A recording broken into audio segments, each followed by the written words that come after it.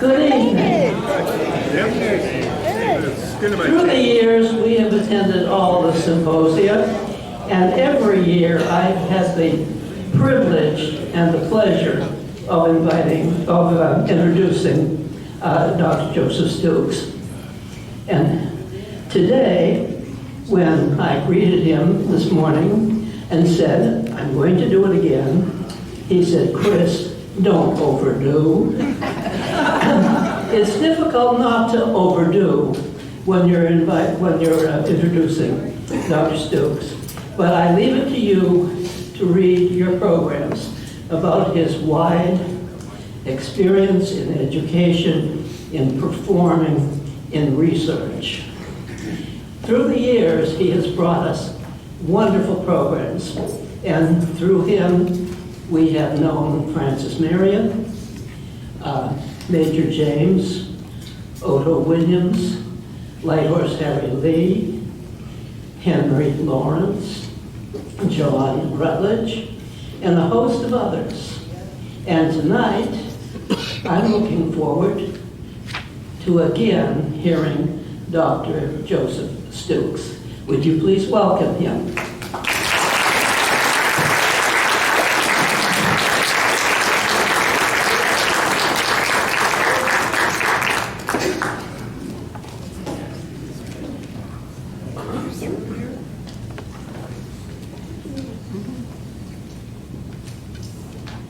Well, I want to welcome you to my summer resort here in northern Minnesota.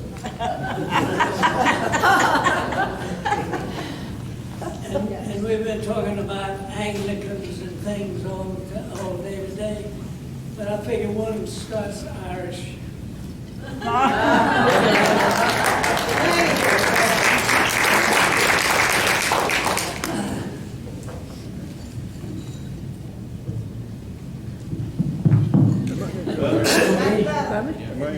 All right, there's no escape. Everybody can hear.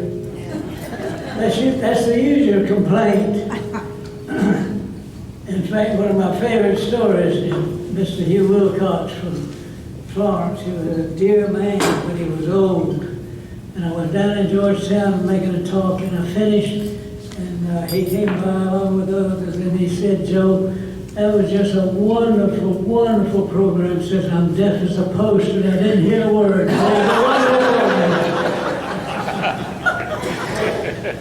But as Chris said, this is number 13.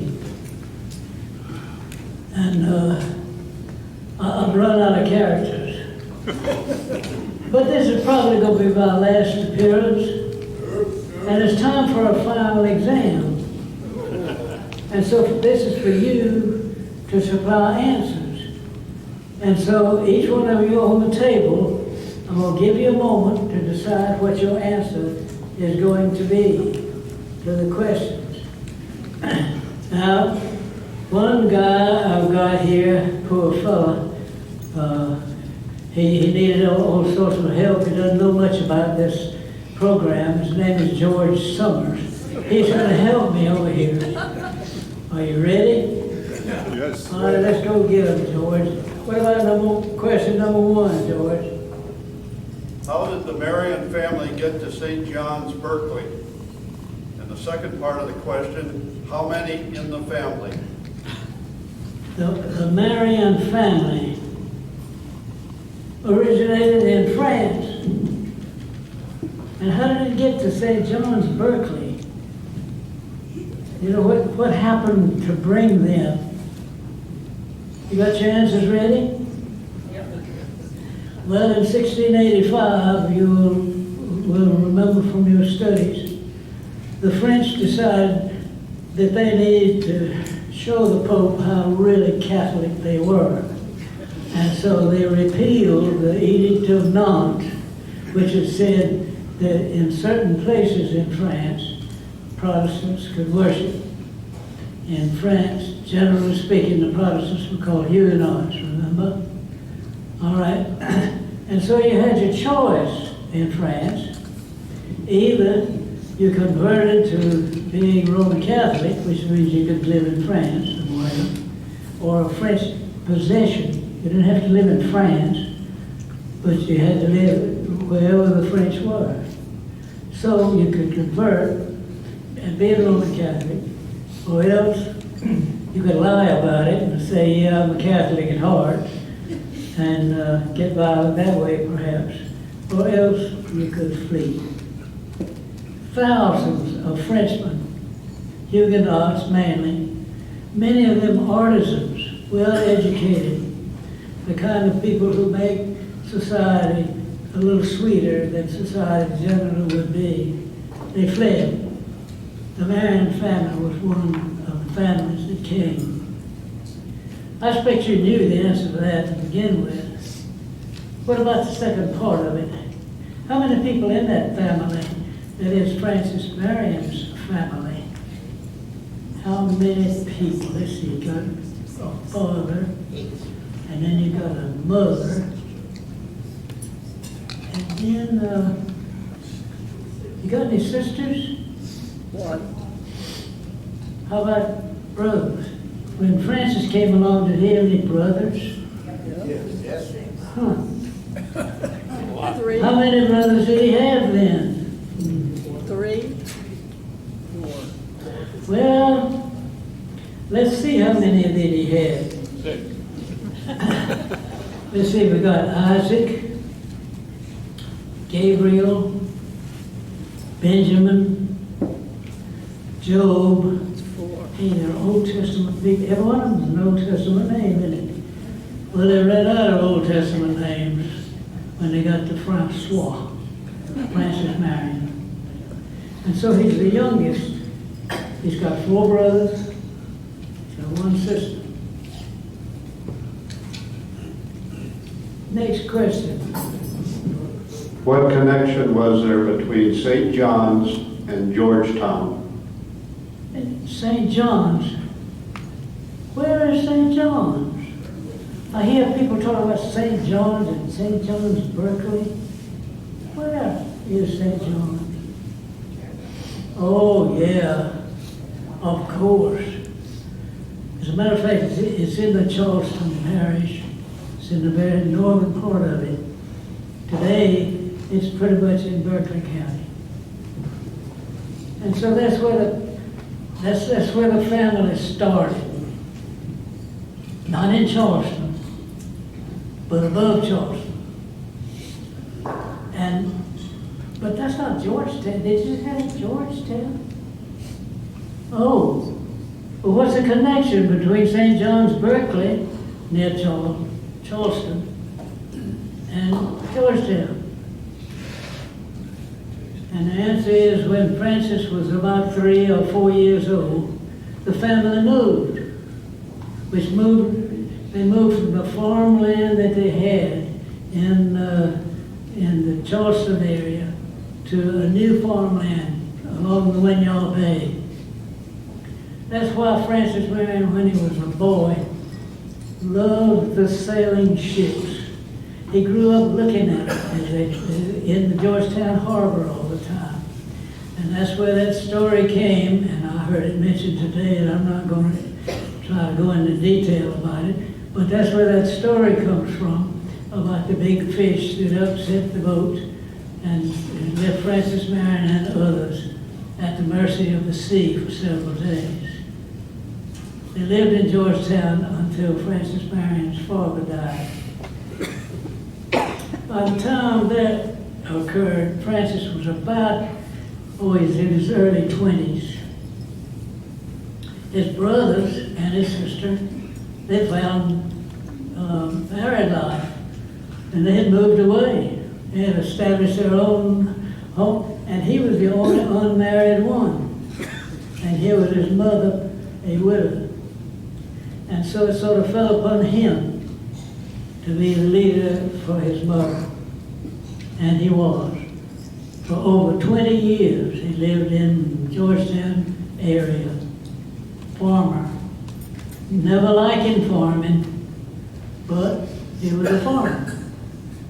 That's what people did in the Marion family. After about 25 years, Francis moved his his mother and himself back to St. John's, Berkeley, to where the rest of the family was. There he bought a piece of land. What do you call that piece of land? He had to name it something. Did he call it Green Mansions or something like that? I can't hear you. Pond Pond Bluff. And there he began as a farmer of his own ownership. Now, what about the next question, George? How are the Marions regarded by their neighbors?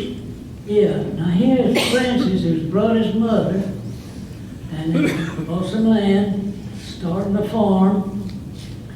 He living among other people, you know, part of society. They were separated, like society was in those days in the back area. Nevertheless, it's part of life. And you know, that's what history is made of. That's one of the problems that I, as a history teacher, all my life as a history teacher, have fought against.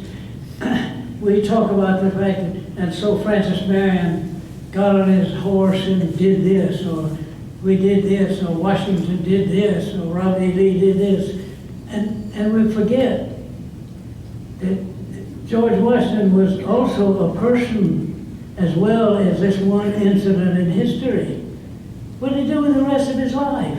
How did he spend the rest of his life? Well, and that's what this question points to. What did the rest of the family think about those Marions? Well, you know, were they regarded as newcomers to the district? Were they regarded as narrow-minded, clannish? You know, they're Huguenots. They're not Anglicans. What do we think about those Marions? Well, the answer comes through pretty clearly to me. You got your answer ready? And the answer is they were very, very well accepted by the neighbors. They made friends easily. They were highly respected. When election time came around, they frequently got elected. Francis himself went to the provincial congress, you know, as a delegate. And even to the end of his life, he was a senator in the early senates of South Carolina.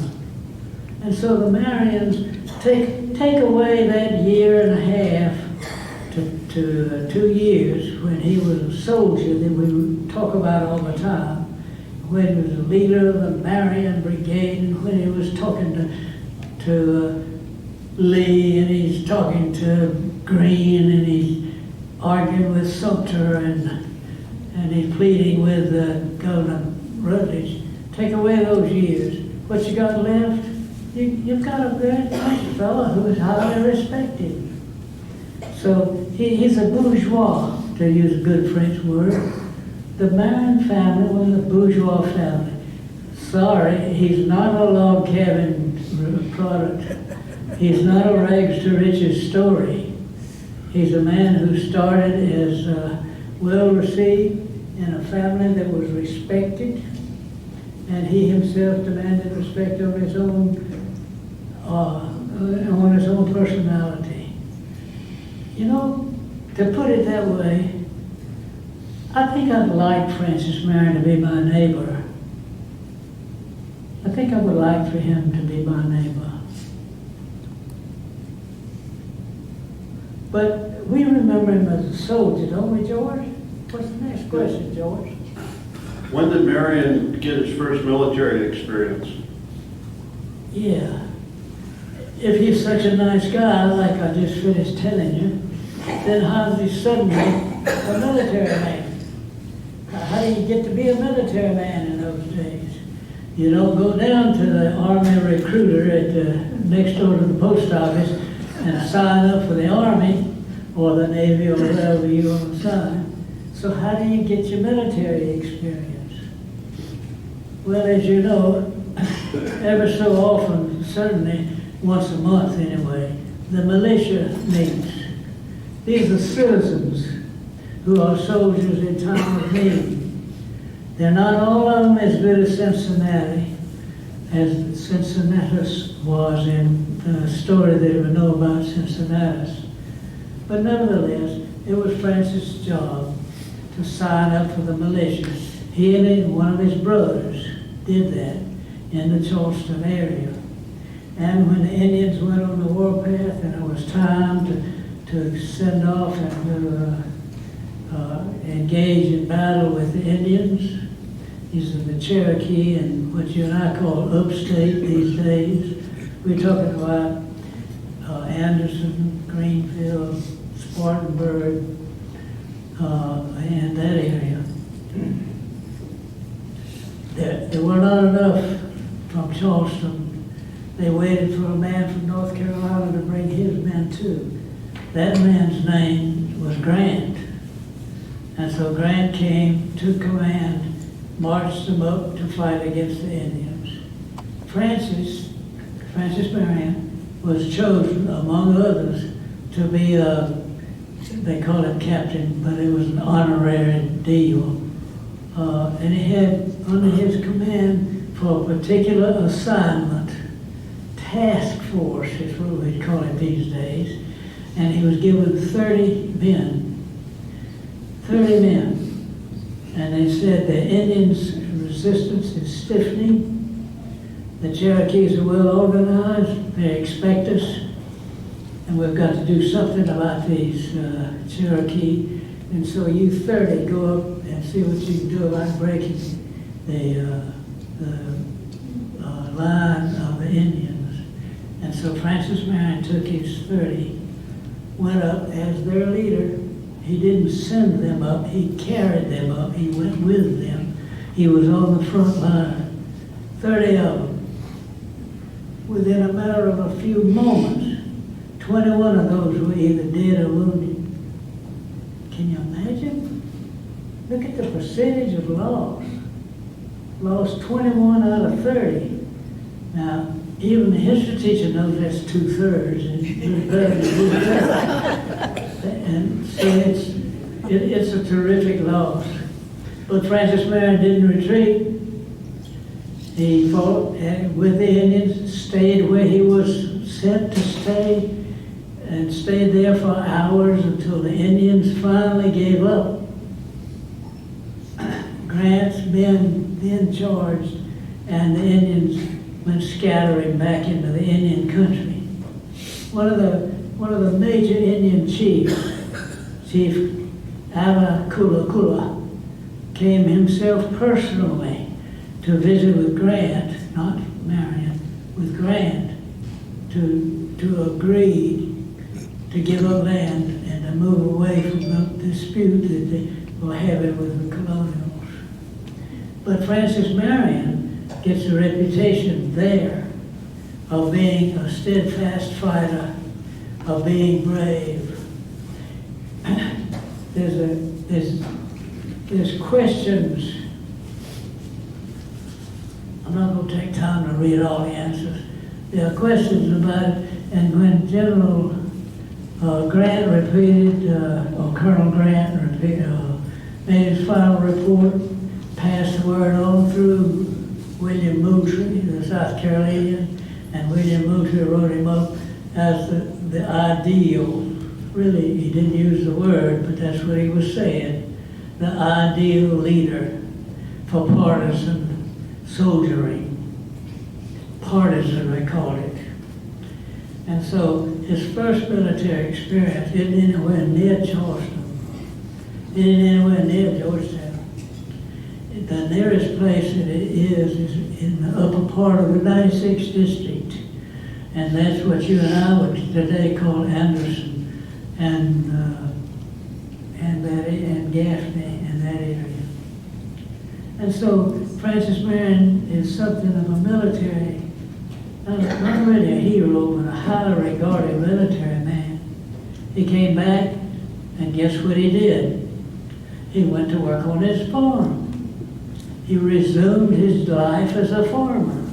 He's not a professional soldier, doesn't want to be a professional soldier necessarily, but looking back on his life, it's almost inescapable for you not to believe that this is where Francis Marion found himself, and that on the battlefield, that in danger, fighting for a cause. Not like we heard a few moments before dinner, not like Lighthorse Harry Lee, who's fighting for the reputation of Lighthorse Harry Lee. This man, Francis Marion, fights for the cause. There's considerable nobility in that. That's the best of the bourgeoisie, best of the Marion family.